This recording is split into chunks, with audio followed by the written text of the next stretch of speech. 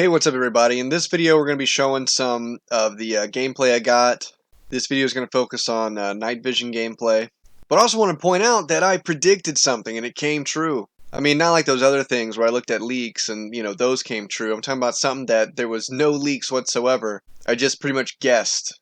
I had messaged Joel Emsley on Twitter, or tweeted at him long while back, about how we haven't had a really cool Prestige Edition or whatever since Modern Warfare 2. Like, nothing's really matched that. Maybe Black Ops 1, but nothing's really been at that level of cool.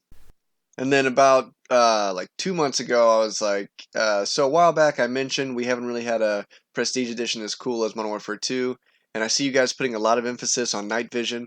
So with the Dark Edition, will we feel a case of Modern Warfare 2 deja vu with what that edition may include? Hint, hint. And then I also talked about it in this video. With the Dark Edition, I'm hoping that they copy the prop item from Modern Warfare 2, the Prestige Edition, which was night vision goggles. They're putting major emphasis on night vision goggles in this game. And it would be great to see night vision goggles, but the more modern, the 4-optic night vision goggles. Even if they don't work, even if it's just a prop, it would be cool. And while I was there, I got to see that, bam, our prayers have been answered. Now, these are props, but they are really dope props, and they function.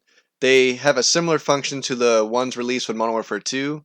It's only one lens that actually picks up.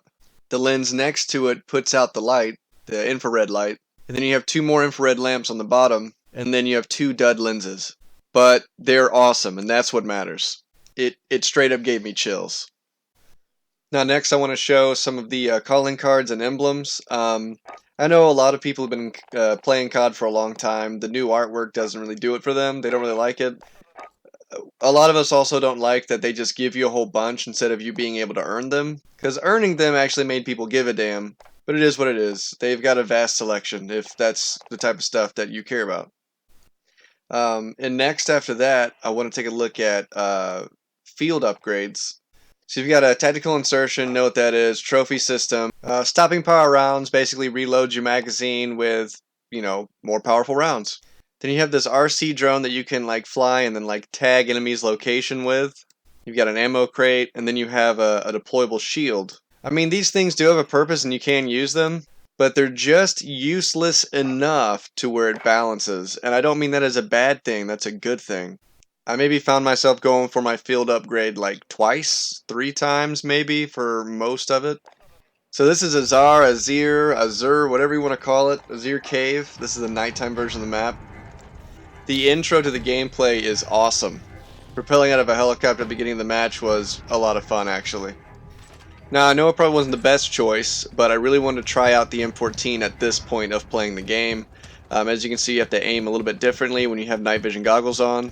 I also tried taking my goggles off, and well, no shit, there I was, pitch black. As you can see, the recoil is nuts, but I also wasn't a fan of the hit detection in that particular moment.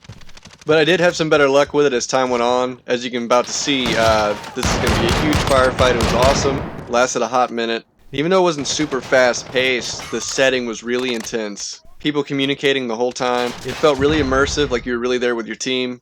And as you saw right there, my tactical was a heartbeat sensor. It was awesome. Now I get kind of flashed coming up here, but I don't think it's a flashbang. I think it was just the explosion. And it blitzed out my NVGs, which they kind of told us would happen. But going back to talking about the M14, I wouldn't recommend it in this setting. This is definitely a submachine gun to assault rifle zone. I was just trying it out to see if I could get some kills with it. It is a great gun. It does feel good. All the guns in this game felt pretty awesome. As you can see, your laser kind of gives you away at the same time.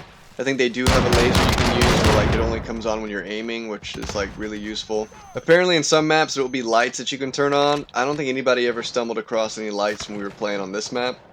But the whole point is to blind your enemy. So yeah, that's somewhere in the game. So I get blitzed out and decide to switch to the MP7, which I discovered is an amazing weapon if it doesn't have a suppressor. But I did not like it with the suppressor. Maybe there's some conjunction of attachments that makes it work with a suppressor, but I didn't figure it out.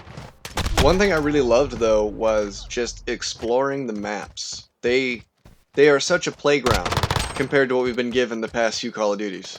Even like implementing doors that you can open and close is huge, because like you open a door like square, but you can open an ADS, and if you run into it when you go to open it, you'll just fling the door open with your gun barrel or however you run into it.